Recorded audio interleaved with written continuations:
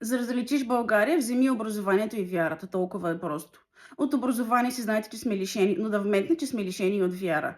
Няма вяра, няма образование. Има един обезверен, озверял, неграмотен, самотен, унил, бърборещ, зависим от наркотици, алкохол, хазарт, порно, цигари и шопинг народ.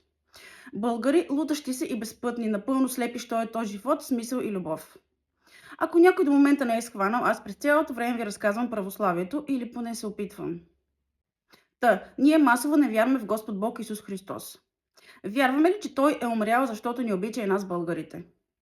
Празнуваме му рождения ден, като се гъчкаме по моловете, но в домовете си рядко имаме Библия и разпятие. Казваме си Христос възкресе, воистина възкресе 2-3 пъти в годината, но масово лекичко се съмняваме, че Той действително е възкръснал от мъртвите, за да победи смъртта и да даде живот на онези в гробовете.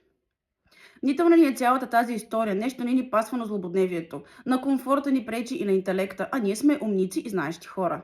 Няма какво да спазваме законите на някакъв си Господ. Абе, християни сме, ако ни питаш, кръщаваме си децата, не е като сме някакви си там юдеи или мюсюлмани. Горди християни сме ние. Но ако някой ни каже, че гордостта е грях, а смирението е добродетел, на мига ще го разпънем на кръст, както знаете кого.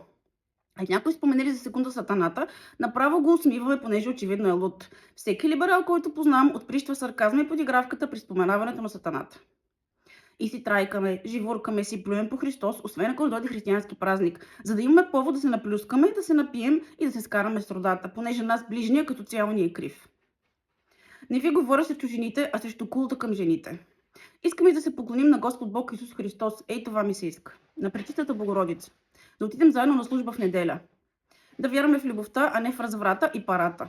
Да не бъдем себе си, а да бъдем Христови и да се молим заедно. Да обичаме мъжете, а не да ги мразим.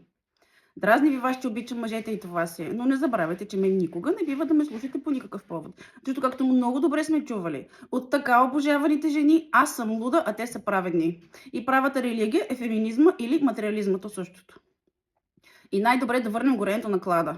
Както си пожелая една жена в коментарите, та да може да ме изпепелите и живота да си продължи без моята дразнеща личност. И не пропускайте да ми кажете в коментарите, че аз съм луда и зла. На този етап това е благодат. И да не забравяме, аз съм скандална, но семейството Локови, жената няма нужда от мъж. И да убиваме заченците си, но все още неродени дечица е женско здравеопазване. Бог да ни прощава и да помага. Честито успение, Богородично!